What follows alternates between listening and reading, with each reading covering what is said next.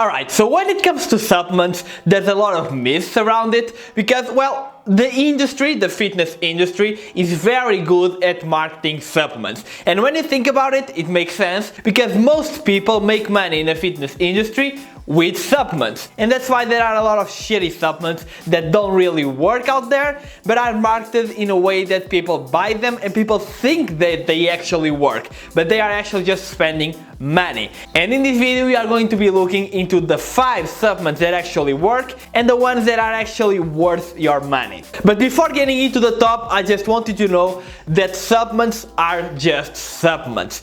You need to have a good diet, you need to have a good workout program, and supplements can help you, but they will help you like 5% at most. Nutrition is the most important thing, as always, and supplements are there just to make life easier for you, just so you don't have to eat something or just for the sake of convenience.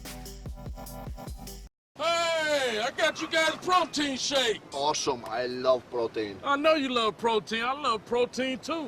Okay, so the first supplement that we are going to look into is protein powder. Obviously, protein powder is great in a matter of convenience. You don't need protein powder. It's not because you're having protein powder that you're gonna grow more. It's not because you're having protein powder that you shouldn't be eating right. You can use it to add taste to a lot of different stuff, but that's just about it. It's a convenience. If you can eat protein sources and healthy protein sources like beans, chickpeas and all of that stuff, it's way better than actually having a protein shake, because if you eat the real food, you can get a lot of other nutrients that with the protein you wouldn't be able to get. So food first, and you can have a protein powder as a convenience factor. Now when it comes to protein powder, there's a lot of them out there. The main ones are whey protein and casein. They are both derived from milk. Whey protein is fast absorption, casein is slow absorption. And which one of these is actually the best one?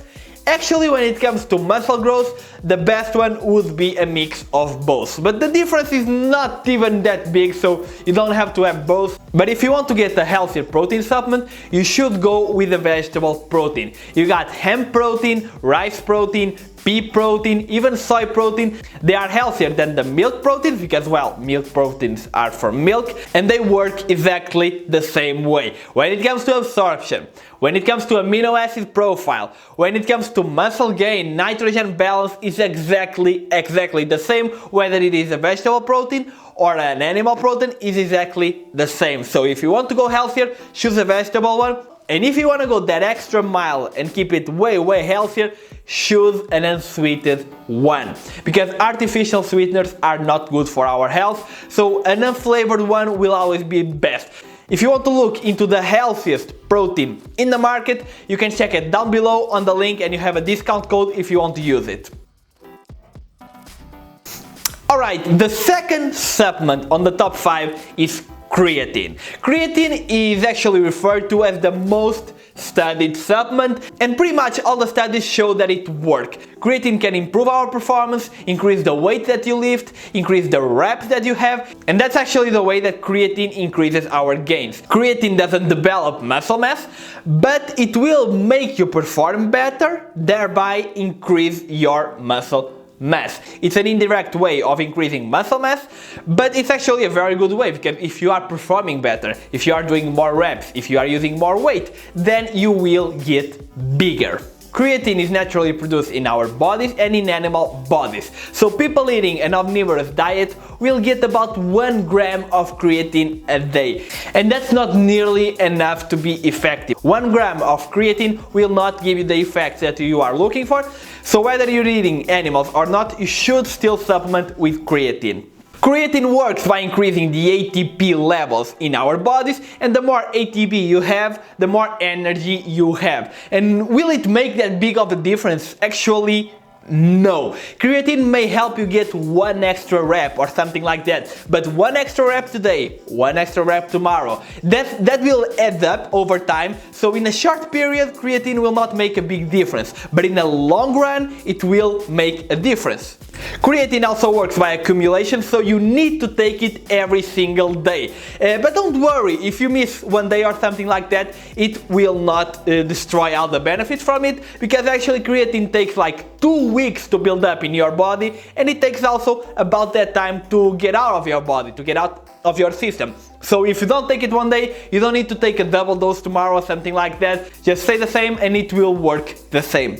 When it comes to creatine, you also don't need to have a loading phase. You don't need to take 15 or 20 grams in the first 2 weeks and then just take 5. That will not make a huge difference. It will make a difference in making you spend more money because you will run out quickly. So just take 3 to 5 grams of creatine a day, every day, anytime you want. It will not make absolutely no difference. Another common myth about creatine is that you need to cycle it, which is actually not true. You don't need to cycle creatine as long as you're taking the precautions that you should. And by precautions, I mean drinking lots of water. You should always be drinking a lot of water when it comes to muscle growth and health and everything, but if you're taking creatine, you need to increase your water intake for the health of your kidneys and for creatine to work better, because creatine actually causes water retention, and is not the bad kind of water retention. It's water retention within the muscle. So that's actually the good water retention that will make you look bigger, fuller, and still shredded. We also need to talk about something that is the creatine non-responders. It's estimated that 30% of the people do not respond to creatine. But creatine is actually so cheap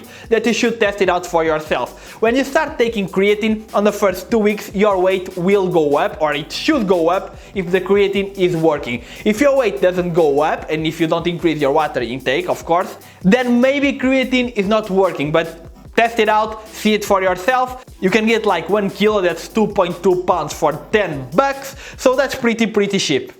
So for the doses, you should be taking around 3 to 5 grams a day, and that is enough. And you should choose creatine monohydrate. That's the simplest form of creatine, and it's actually the cheapest, and it will give you all the benefits that you are looking for a reasonable price.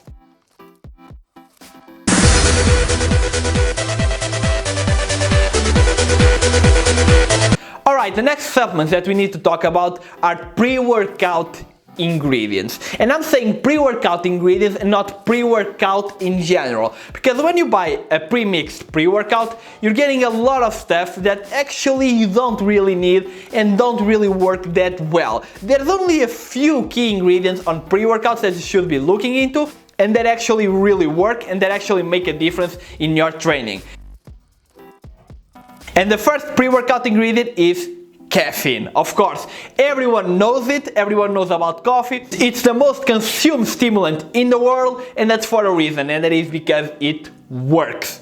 Caffeine has shown to be really effective in athletes training, especially if you are sleep deprived. If you are sleep deprived, caffeine can actually improve your performance and make it as if you had sleep all the hours that you need to sleep. But it also works for people with regular sleeping schedules. So caffeine really works for everybody. Everybody works out harder, everybody has more energy, unless they are caffeine non-responders, which can actually happen.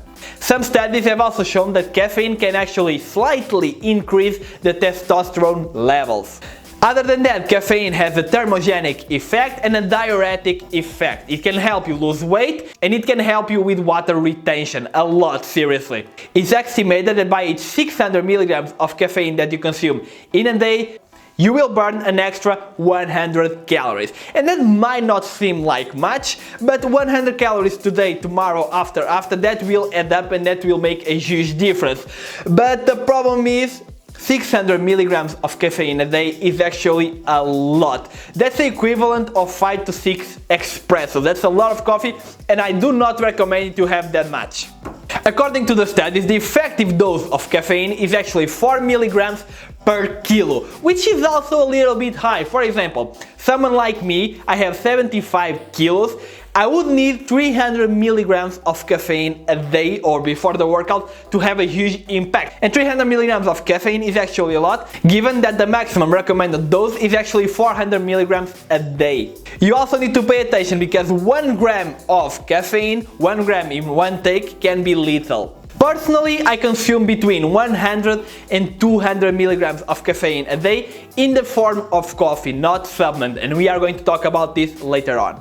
Before that, we need to take into account the fact that you can actually build a tolerance to caffeine. I mean, caffeine can actually stop working for yourself because you had too much for too long, and it doesn't matter how much you take, it might not work, but it might give you some side effects. So the recommendation is for you to only take it when you really need it, when you're sleep deprived, when you need that kick of energy, or to cycle off. Maybe take it for like 1 month and then stop for like 1-2 weeks just to reset your system and to reset your tolerance.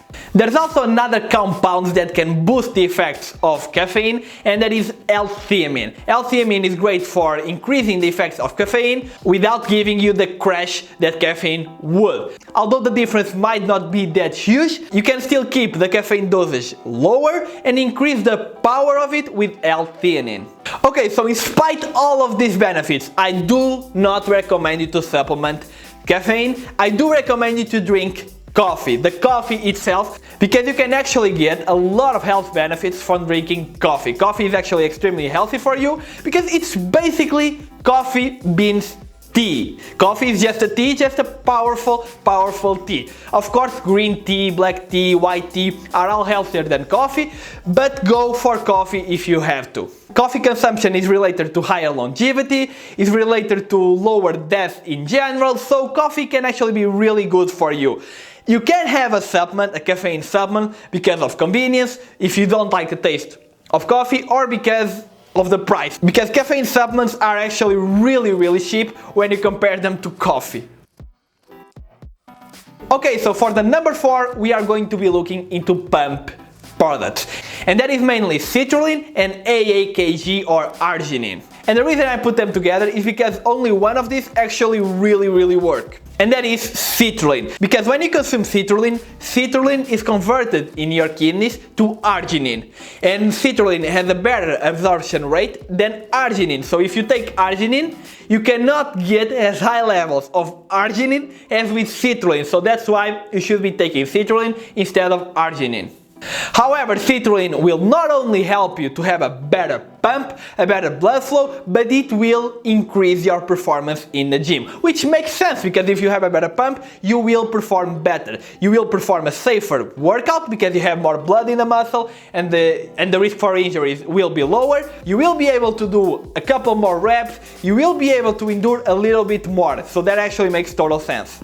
So the recommended dose of Citruline is 5 to 8 grams a day, 1 hour to 45 minutes before your workout, so you have time to digest it, and that's pretty much it. Citruline really works. Every time I take Citruline, I look way bigger in the gym, and that on itself is a big perk of Citruline. The only downside of this supplement is that even if you buy it in bulk, it's a little bit more expensive than creatine, even AAKG. Okay, now I just want to give a quick mention to beta-alanine, because I know a lot of people will ask about beta-alanine. Beta-alanine is a supplement that gives you that tingling effect that everyone loves. Everyone loves the tingling effect during the workout, but it will actually not help you build more muscle. Beta-alanine will actually work, but only in resistance trainings, in long trainings. So for the short periods of working out, of bodybuilding, you will not get any benefit from beta-alanine. Okay, and the number 5 supplement, and it's number 5 because it's actually the worst of this all, but it's still a good choice for some people. It's BCAA'S, branched chain amino acids. And that's pretty much what they are. They are just amino acids that you can get from food. You can get every single amino acid that you need from food, whether you're vegan or not, it doesn't really matter. And that makes BCAA'S pretty much useless for when you're bulking or in a caloric surplus, because you are already getting all the amino acids that you need from food. When you're cutting, however, and especially in the farther phase of a cutting, then BCAA'S can be a great help to provide you with amino acids without the calories. So it will give you some energy and help you retain some muscle mass without having to consume more calories. And that's pretty much the only benefit of BCAA'S, and they are not magic. I know there's a lot of people out there that think BCAA'S is magic or something like that. It has nothing to do with that. BCAA'S will not make you not lose any muscle muscle or anything like that. It will just help you slightly, very slightly.